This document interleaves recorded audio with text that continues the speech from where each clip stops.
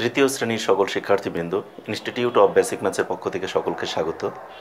আজ আমি তোমাদের গণিতের সপ্তম অধ্যায়ের ৭৯ এবং ৮০ পৃষ্ঠায় যে অঙ্কগুলো আছে সেগুলি সমাধান করে দেব। দেখো, ৭৯ পৃষ্ঠায় আসতে হলো বিয়োগের অঙ্ক। টাকা পয়সার অর্থাৎ মুদ্রার অঙ্কের যে যোগ অঙ্কগুলো ছিল সেগুলো আমি গতদিন পর্যন্ত তোমাদের সমাধান করে দিয়েছিলাম, কিন্তু বিয়োগ অঙ্ক সম্পর্কে কোনো ধারণা দেওয়া হয়নি, অর্থাৎ শেখানো হয়নি। তা ৭৯ পৃষ্ঠায় যে অঙ্কগুলো আছে এগুলি হলো বিয়োগের অঙ্ক। বিয়োগের অঙ্কগুলো একটু মনোযোগ দিয়ে দেখো, তাহলে অঙ্কগুলো খুব সহজ, তোমরা আশা করি সবাই বুঝতে পারবে। ঠিক আছে? তাহলে বিয়োগের একদম প্রথম ৭৯ পৃষ্ঠার সর্বপ্রথম উপরে একটি প্রশ্নের অঙ্ক দেওয়া আছে। আমরা তাহলে এই প্রশ্নের অঙ্ক দিয়েই বিয়োগটাকে শুরু করি, যেহেতু বইতে উপরে প্রশ্নের অঙ্কটাই আমাদের প্রথমে দেওয়া আছে, আমরা এইটাকে দিয়েই শুরু করি। দেখো, মিনার ২৫০ টাকা ২৫ পয়সা আছে, সে ১২০ টাকা ৭৫ পয়সা দামের একটি গ্লাস কিনবে, সে কত টাকা ফেরত পাবে? তাহলে আছে কত টাকা? ২৭৫ টাকা ২৫ পয়সা, আর গ্লাস কিনলো কত টাকার? ১২০ টাকা ৭৫ পয়সা। তাহলে ফেরত পাবে কত? তাহলে যত টাকা আছে ওখান থেকে যে টাকার জিনিস কিনলো সে টাকাটাকে বিয়োগ করলেই বের হয়ে আসবে, এই তো। তাহলে এখন আমরা লিখি,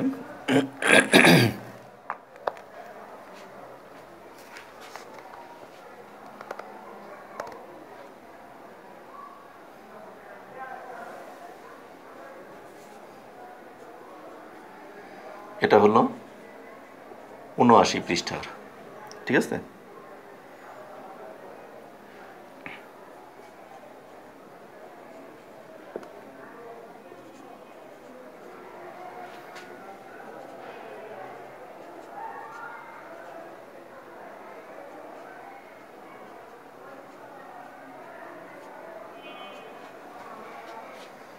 সে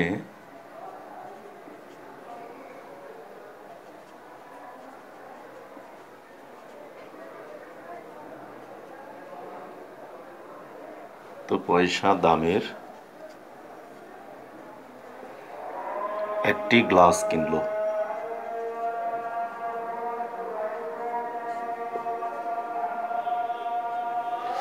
একটি গ্লাস কিনবে।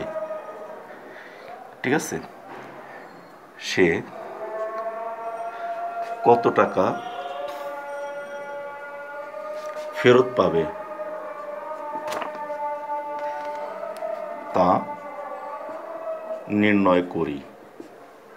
এই যে এতখানি কথা লিখলাম, এগুলি কিন্তু না লিখলেও চলতো, আমরা সরাসরি নির্ণয় করার জন্য আমরা বিয়োগ করব, সেই বিয়োগ করলে কিন্তু বের হয়ে যেত। ঠিক আছে? তাহলে এখানে আসবো আমরা টাকা, আর ডান পাশে লিখব, আমি তোমাদের গতদিনই শিখিয়ে দিয়েছিলাম, পয়সা। তাহলে এখানে কত টাকা আছে? ২৫০ টাকা ২৫ পয়সা। আর গ্লাস কিনবে কত টাকার? ১২০ টাকা ৭৫ পয়সা। তাহলে এটাকে আমরা বিয়োগ করব। তাহলে এখানে বিয়োগ করতে হলে দেখো, এখানে আমরা একটা বিষয় না বোঝাইলেই নয়। এখানে আমাদের যোগের ক্ষেত্রে আর বিয়োগের ক্ষেত্রে আমাদের একটু ডিফারেন্ট তো হবেই।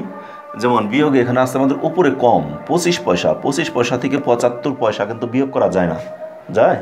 তাহলে ২৫ পয়সা তো কম থেকে আমরা তো বেশিটা বিয়োগ করতে পারি না, যার জন্য এখানে ২৫ পয়সা থেকে ২৫ পয়সার সাথে আমরা এখানে কি করব? ১ টাকাকে ধার নিব। এখান থেকে আমরা ১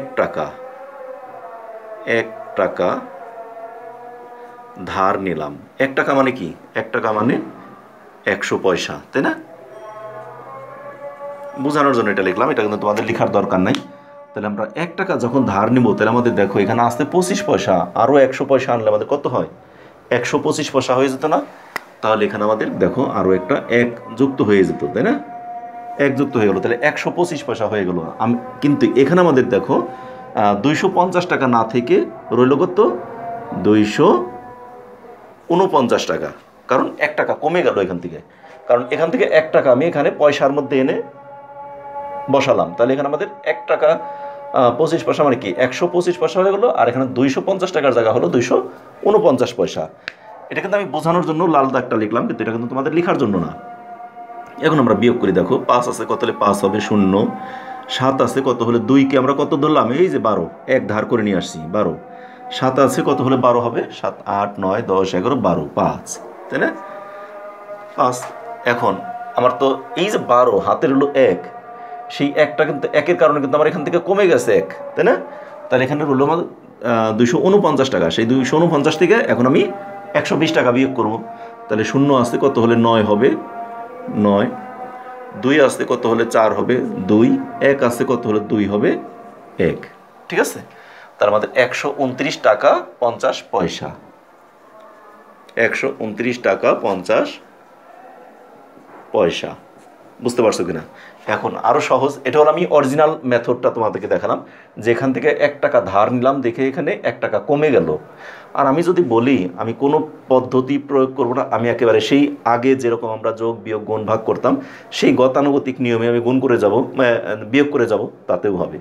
গতানুগতিক নিয়ম মনে করি এখানে আমাদের এই লাল দাগের কোনো কিছু নেই, এই 149ও নেই, এটাও নেই, একটা তো বোঝালাম ওটা, এখন বিকল্পভাবে আমি তোমাদেরকে বোঝাইতেছি, ঠিক আছে? মনে করি এগুলো আমি কিছুই লিখি নেই। তাহলে আমরা গতানুগতিক কীভাবে বিয়োগ করতে পারি সেই জিনিসটা দেখো।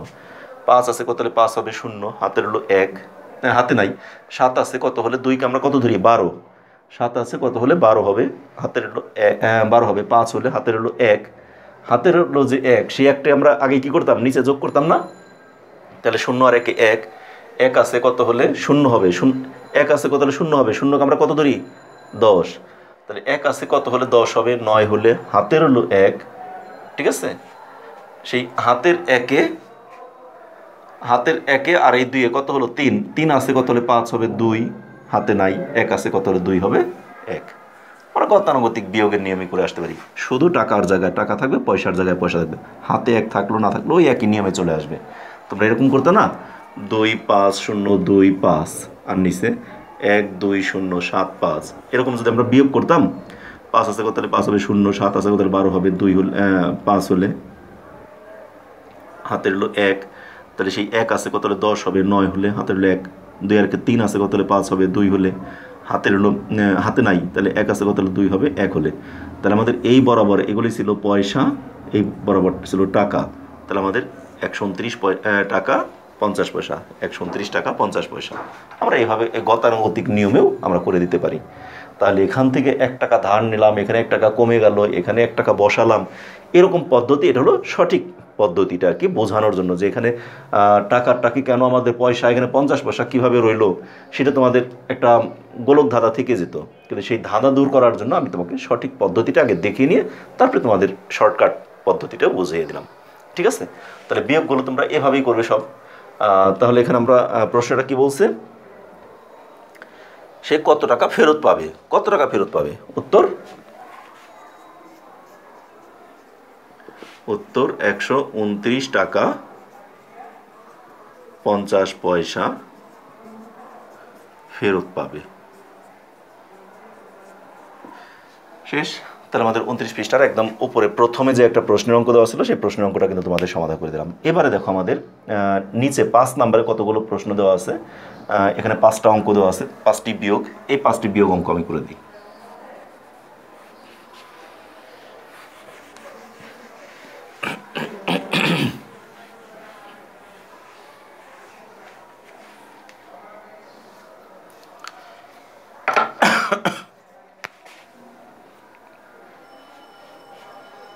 পাঁচে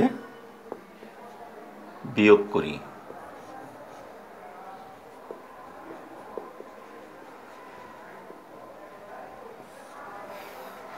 5-এর 1 নাম্বার, এখানে কি দেওয়া আছে 85 টাকা 60 পয়সা বিয়োগ 85 টাকা 60 পয়সা বিয়োগ 32 টাকা 20 পয়সা।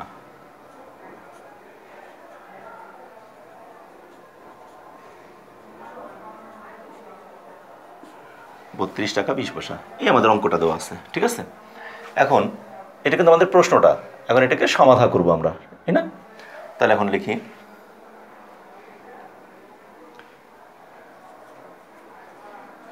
টাকা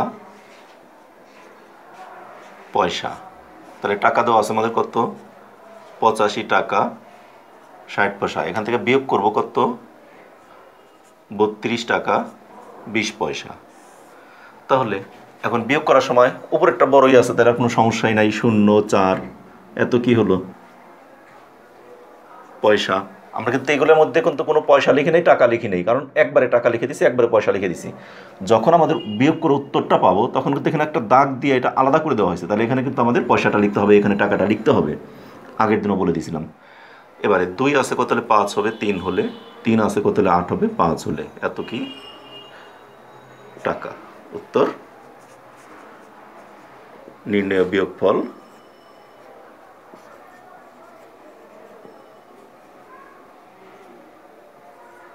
53 টাকা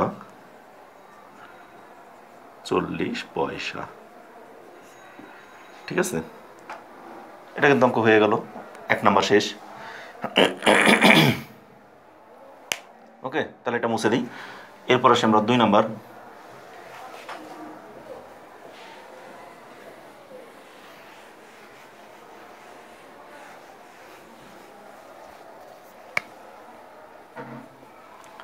দেখো 2 আছে 380 টাকা 90 পয়সা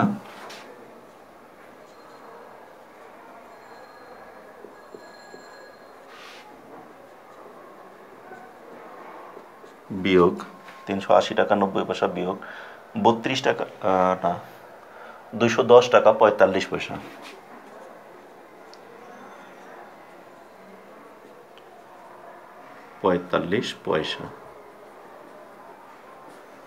ঠিক আছে, তাহলে এখানে আমরা লিখব কি, টাকা পয়সা। টাকা আছে 380 90 210 45, এগুলোকে কি করব, বিয়োগ। আগে আমরা ডান দিক থেকে 5 আছে কত হলে 10 হবে, 5 হলে হাতের হলো 1, 4 5 আছে কত হলে 9 হবে, 5 আছে কত হলে 9 হবে, 4। ঠিক আছে, তাহলে এটা পেয়ে গেলাম কি, পয়সা। হাতে আর নাই, তাহলে 0 আছে কত হলে 0 হবে, 1 আছে কত হলে 8 হবে, 7 হলে, 2 আছে কত হলে 3 হবে, 1 হলে এত টাকা। উত্তর নির্ণয় বিয়োগফল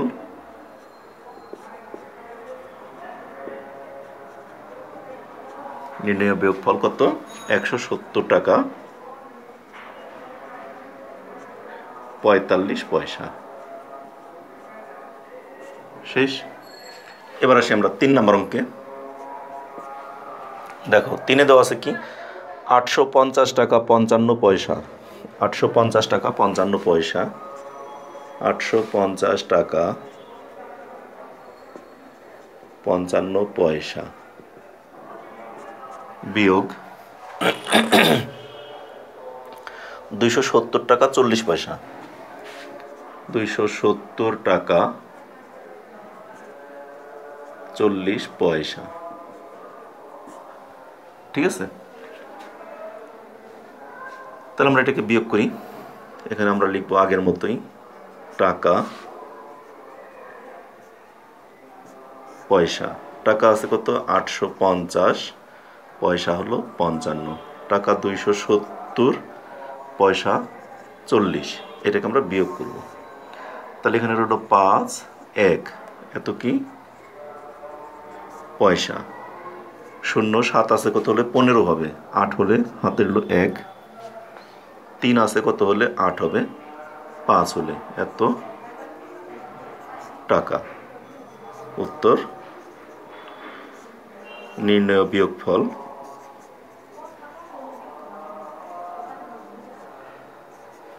580 টাকা 15 পয়সা। ঠিক আছে, তাহলে আমাদের কিন্তু এখানে 2টি অঙ্ক হয়ে গেল, 2 নাম্বার 3 নাম্বার, 1 2 3 2টি হয়ে গেল।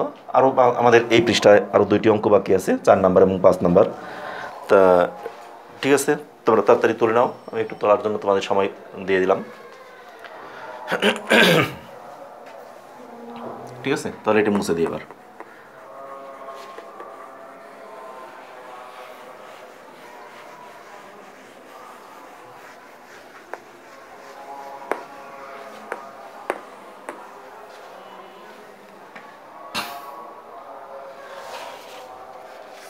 দেখো 4 নম্বর অঙ্ক, 4 কি দেওয়া আছে 401 টাকা 15 পয়সা, 401 টাকা 15 পয়সা বিয়োগ 97 টাকা 80 পয়সা।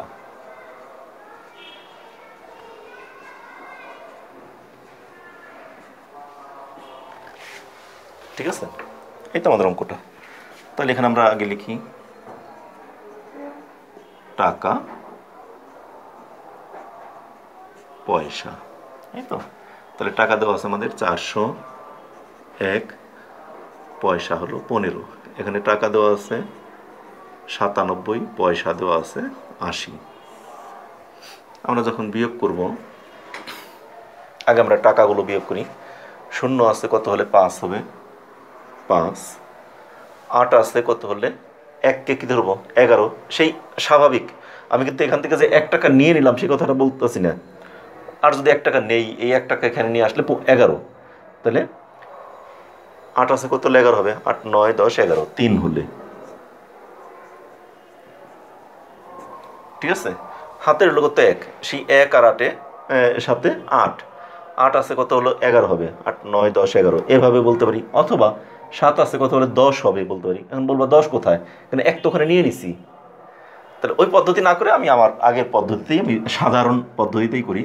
তাহলে 8 আছে কত হলে 11 হবে, 3 হলে। হাতের হলো 1, তাহলে 7 আর 1 8, 8 আছে কত হলে 11 হবে, 8, 9, 10, 11, 3। হাতের হলো 1, 9 এর 10 আছে কত হলে 10 হবে, 0। আবার হাতের হলো 1, যেহেতু এখানে উপরে 10 ধরছি, হাতের হলো 1, সেই 1 আছে কত হলে 4 হবে, 3, তাই না? তাহলে 303 টাকা 35 পয়সা। তাহলে উত্তর নির্ণয় বিয়োগফল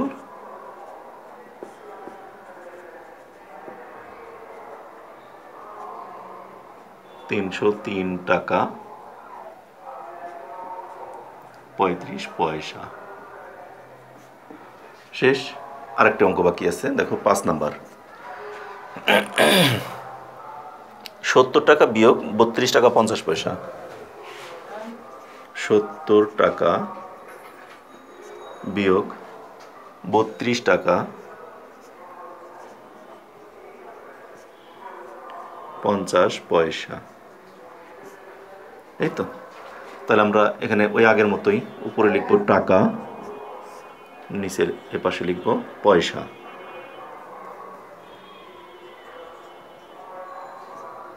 দেখো টাকা দেওয়া আছে 70 টাকা, কিন্তু প্রথমটা 70 টাকা কিন্তু কোনো পয়সা দেওয়া নাই, তাহলে 00 পয়সা। বিয়োগের আগে কখনো পয়সা না দেওয়া থাকলে, যদি আমাদের একটা পার্টে বিয়োগের আগের অংশে টাকা দেওয়া আছে কোনো পয়সা নাই, কিন্তু পরের অংশে টাকাও আছে পয়সাও আছে, তাহলে আমরা প্রথম অংশে টাকা আছে পয়সা নাই এজন্য পয়সাও লিখব। আর যদি দুইটি অংশের কোনোটাতেই যদি পয়সা না থাকে, এখানে আছে 70 টাকা 32 টাকা, তাহলে শুধু টাকা থেকে টাকা বিয়োগ, তাহলে আর পয়সার অংশ আনার দরকার নেই।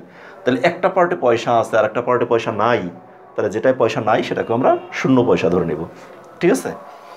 আর এরপরেরটা আছে কত 32 টাকা 50 পয়সা। আমরা কি করব বিয়োগ। দেখো 0 আছে কত হলে 0 হবে 0, 5 আছে কত হলে 0কে কত ধরবো 10, 5 আছে কত হলে 10 হবে 5 হলে। হাতের হলো 1, সেই 1 আর 2 3, 3 আছে কত হলে 10 হবে 7 হলে। হাতের হলো 1, 3 আর 1 4 আছে কত হলে 7 হবে, 4 আছে কত হলে 7 হবে 3। ঠিক আছে। তাহলে এটা হলো পয়সা আর এটা হলো টাকা। ঠিক আছে। উত্তর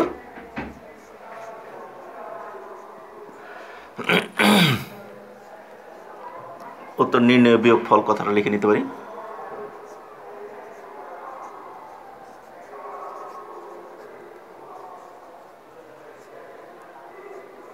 37 টাকা 50 পয়সা। শেষ।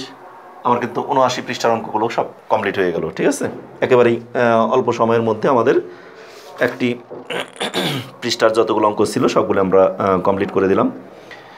এবার 80 81 দুটি পৃষ্ঠা আছে, দুটি পৃষ্ঠা আমরা দুইটি ক্লাসে দুইটি অংশ শেষ করি। তার মানে আমাদের এই ৭৯ পৃষ্ঠার অঙ্কগুলোই আজকে শেষ করলাম। ঠিক আছে, ৮০ পৃষ্ঠার অঙ্কগুলো আজকে আর না করি, ৮০ পৃষ্ঠা আগামী ক্লাসে এবার তোমাদেরকে দেখাবো, অল্প অল্প করেই দেখাই। আমি এর আগে অনেক বড় বড় ভিডিও করেছি, এক একটি দেখা গেলো প্রথমের দিকটা ছোট ভিডিও করেছি এবং মাঝখানে বেশ কিছুদিন একটু বড় ভিডিও করেছি তোমাদের তাড়াতাড়ি অঙ্কগুলোকে শেষ করে দেওয়ার জন্য। তা আশা করি এটা শেষ হয়ে যাবে, আর খুব বেশি দিন লাগবে না, আর অল্প সময়ই আছে, অল্পই আছে। এই জন্য অল্প অল্প করেই তোমাদেরকে দেখাই, যেন তোমরা যেটুকু পড়াবো সেটুকু প্রতিদিন কমপ্লিট করে ফেলতে পারো। তা ঠিক আছে, আজ এই পর্যন্তই। আগামী ক্লাসে তোমাদের সাথে আবার দেখা হবে। সেই পর্যন্ত তোমরা সকলে ভালো থেকো, সুস্থ থেকো এবং নিরাপদে থেকো, আমাদের চ্যানেলের সাথেই থেকো। আমার ক্লাসগুলো যদি তোমাদের ভালো লাগে তাহলে অবশ্যই ক্লাস শেষে একটি করে লাইক দেবে এবং তোমাদের বন্ধুবান্ধব, আত্মীয় স্বজন সবার সাথে ক্লাসটিকে শেয়ার করবে। এবং একই সাথে যারা এখনও পর্যন্ত এই চ্যানেলকে সাবস্ক্রাইব করোনি তারা অবশ্যই সাবস্ক্রাইব করবে, আর যারা অলরেডি সাবস্ক্রাইব করেছে তাদেরকে অসংখ্য ধন্যবাদ। ধন্যবাদ সকলকে।